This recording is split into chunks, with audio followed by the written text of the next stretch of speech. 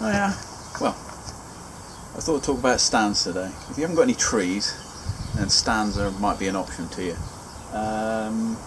You can have bipods that are supported, or quad pods, or tripods like this.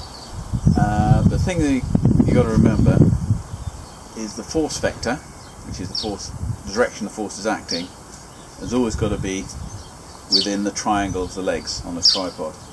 So if I was hanging off this, I'd be hanging straight down, and the force vector is the line that just takes from the suspension point down through my load to the ground, and it's within the triangle, and it's stable.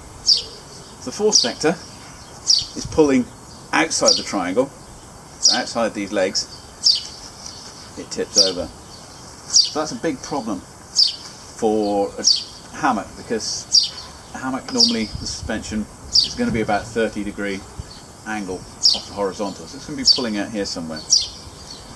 You could maybe deal with that by putting these front legs out a long way at a shallow angle if it was less than 30 degrees, but they would have to be pretty long legs spread out, so it's not very practical.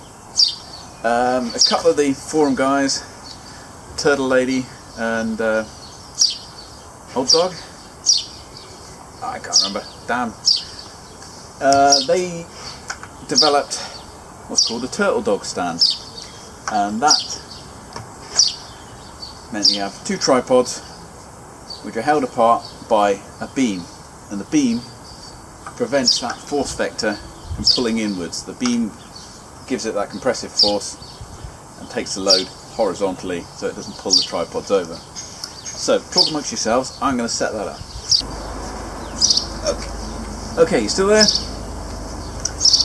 So this beam is then suspended by the two tripods at either end, and so the force I put onto this is just straight down between the legs in the footprint, so no problem.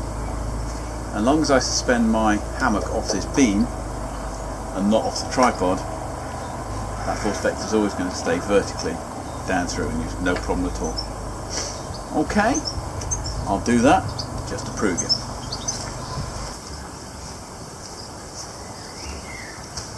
So, when I'm hanging off the beam, I really want to hang my suspension close to the suspension point off the tripod. That way there's no bending moment in this beam. If I were to hang this back here, the bending moment would be pulling this end down, leaving about here, so it would be pushing the middle of the beam up. This is a pretty sturdy beam, but if you've got a thinner one, it could bend quite considerably in the middle. So if you want to hang further back, just move the tripod back so that you get that suspension point where you need it. Same if you're doing it the other side. So if you were hanging suspension off this side, further back this way, it's loading this beam down, and it's going to dip down. So you're putting excess load on this beam. No point, no need to it. Hang it right where the suspension, vertical suspension is, and the only forces acting on this beam then are just in compression, and that's what it's really good at resisting.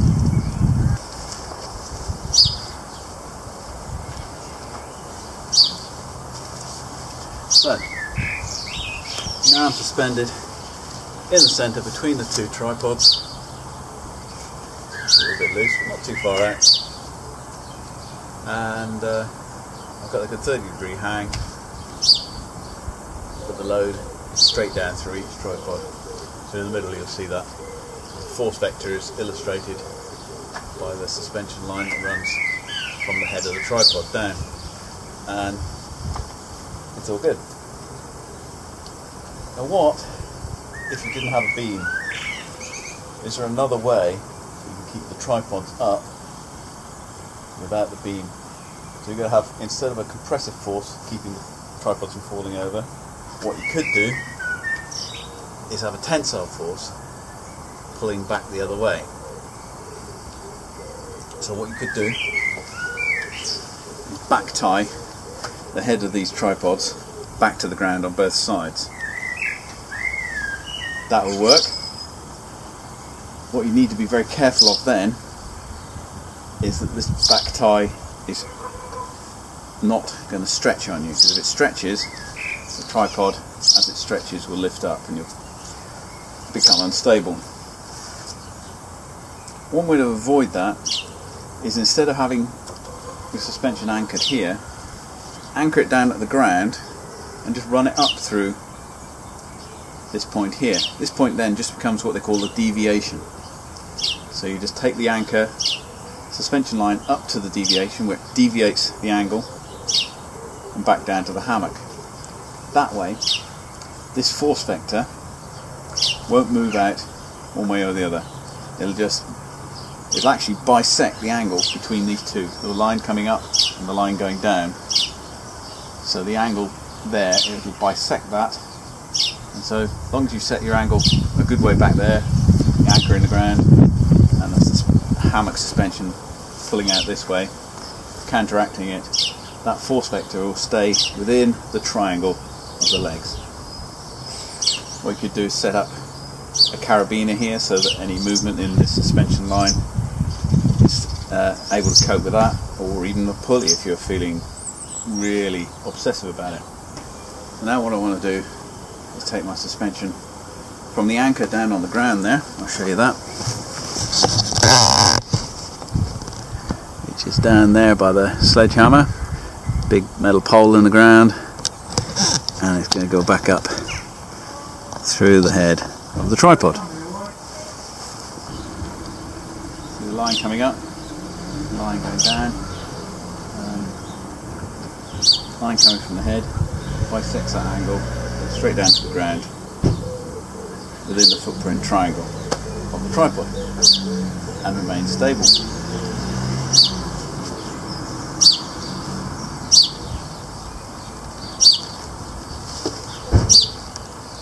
There you go. Stable. Interesting to see, even with arm steel leaders, I'm getting stretch. And the longer those leaders are, the more stretch you'll get. You just have to live with that. Put a little adjustment in to cope with it. I didn't want that much stretch. I just tweak this one up a little tighter, and then it will stretch down to the angle I like. So although that's quite flat at the moment, when the stretch comes in, it'll get down to that nice 30-degree angle we all know and love. Like that. And my ridge line is just about right. All good? So that's that way. Anchor on the ground, deviation, and it's the one I'd recommend. We can try anchor on the ground to back up the tripod and then hang off the tripod. Give that a go, see what the difference is. So this time, I'm going to back tie the tripod.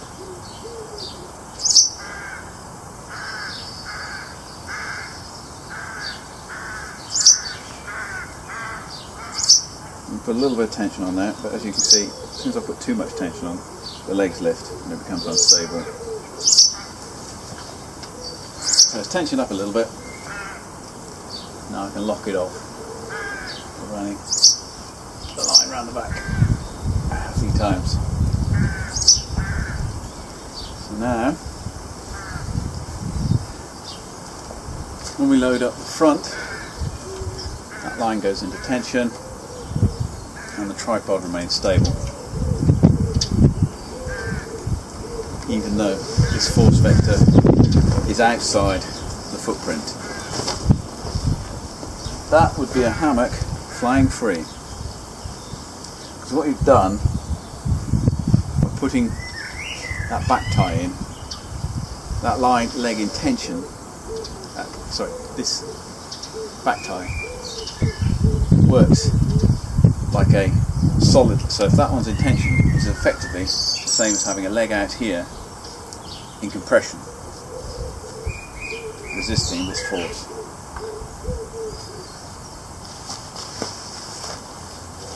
So now I can attach my hammock to the head of the ladder. Head of the ladder? Sorry, day job. I'm a firefighter. Forget the ladder thing. Bear with me. So this comes to very much the same thing as running it as a deviation, but you don't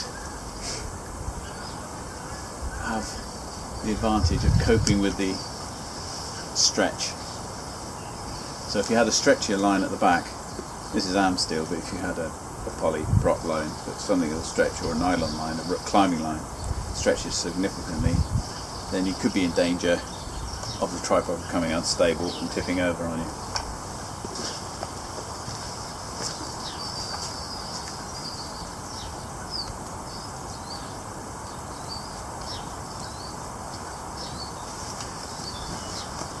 So, crash test dummy time.